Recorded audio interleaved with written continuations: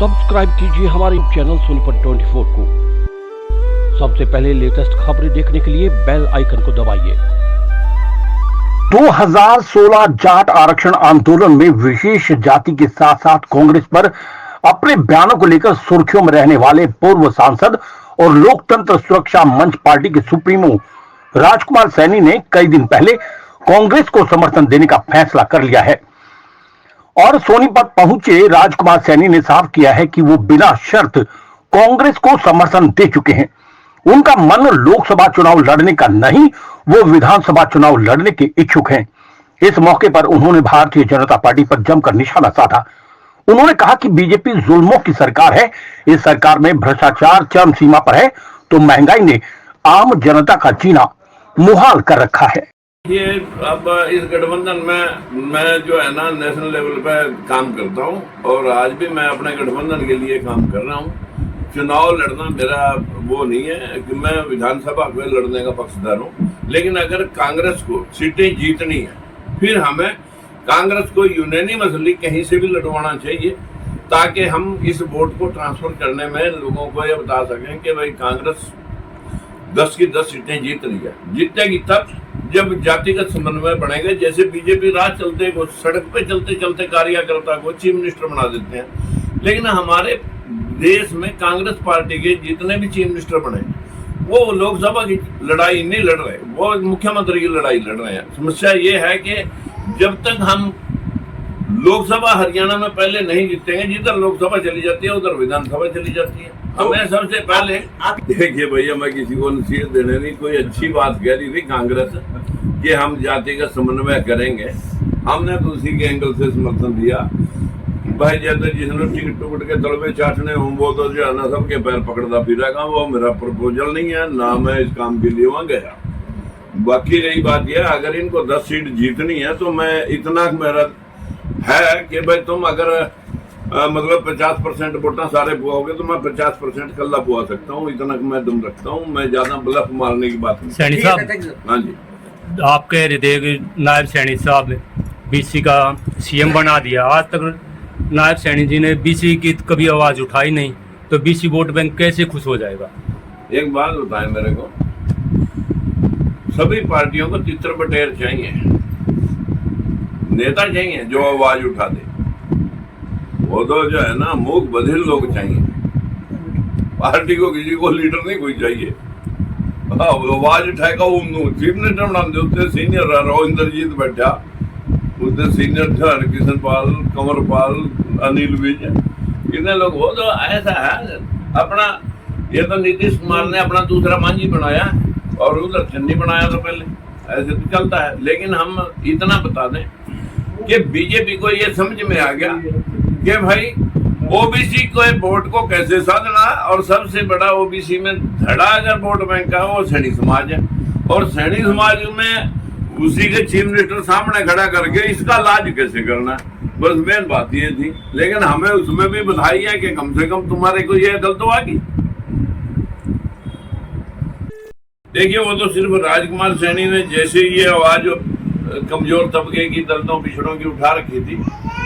तो पिछले दिनों जींद में एक सैनी सम्मेलन हुआ था। उस सम्मेलन में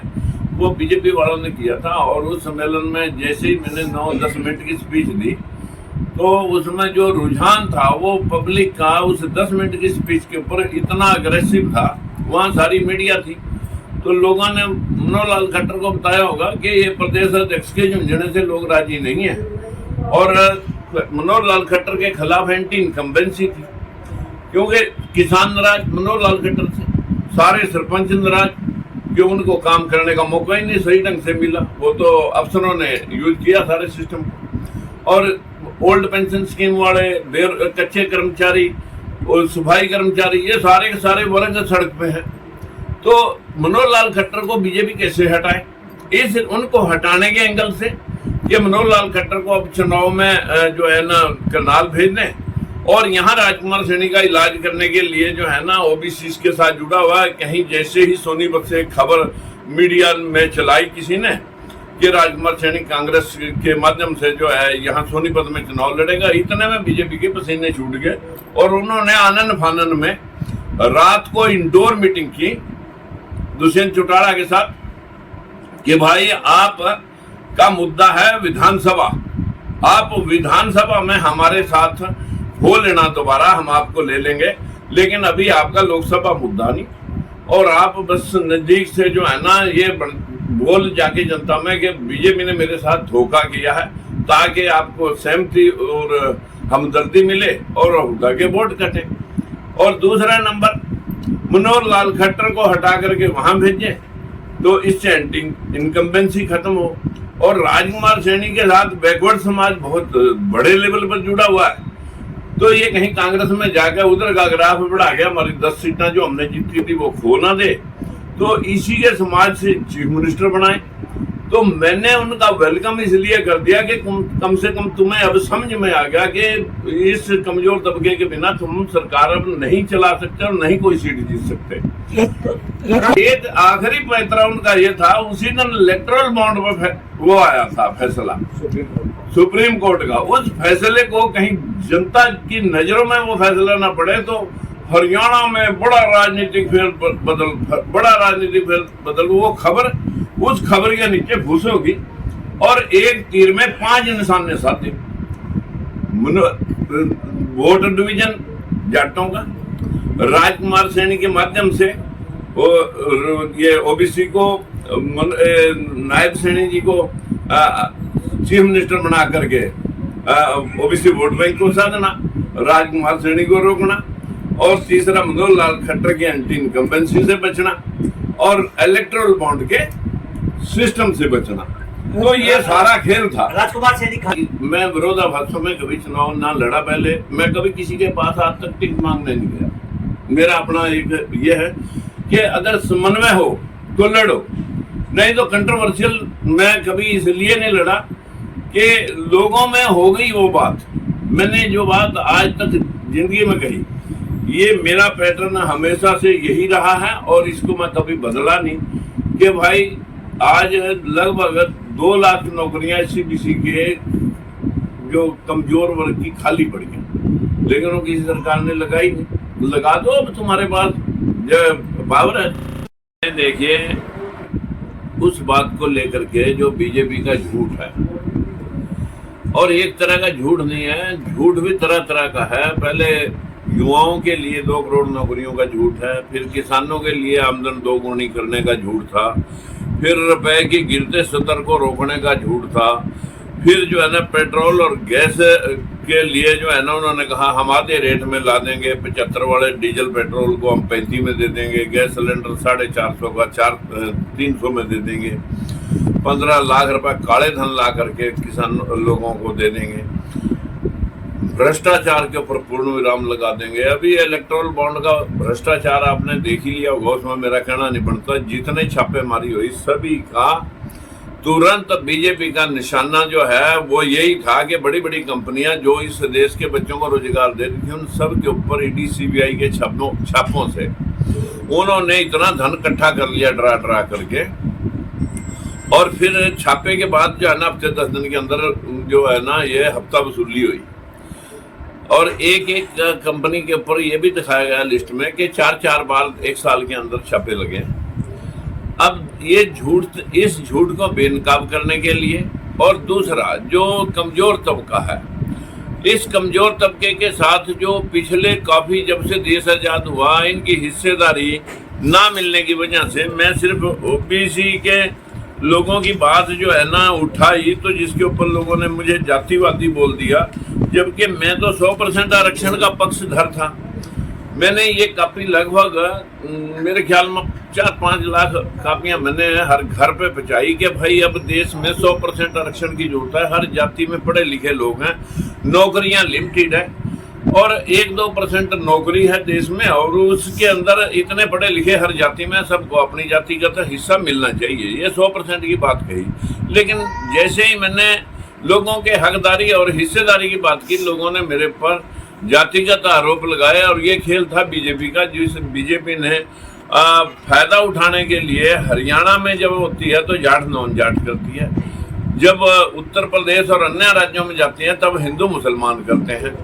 इनके इस दोगले चरित्र को बेनकाब करने के लिए हमने ये फैसला लिया कि कांग्रेस पार्टी का एक बहुत ही होनहार कहूंगा और ये कहूंगा साफ दिल नेक दिल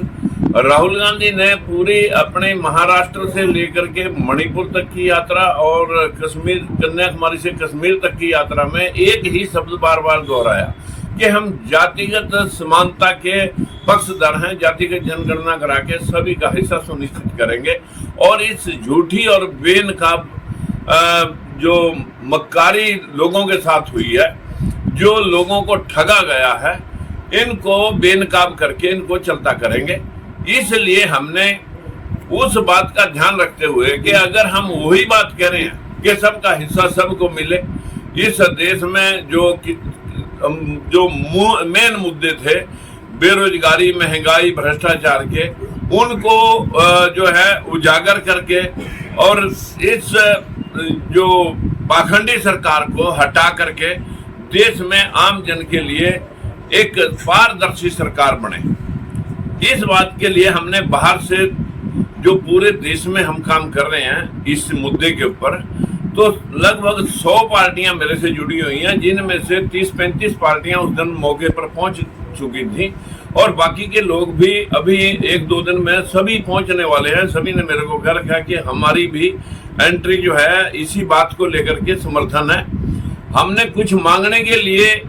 ये समर्थन नहीं दिया या कोई लोभ लालच के बस या किसी टिकटों के बस ये समर्थन दिया,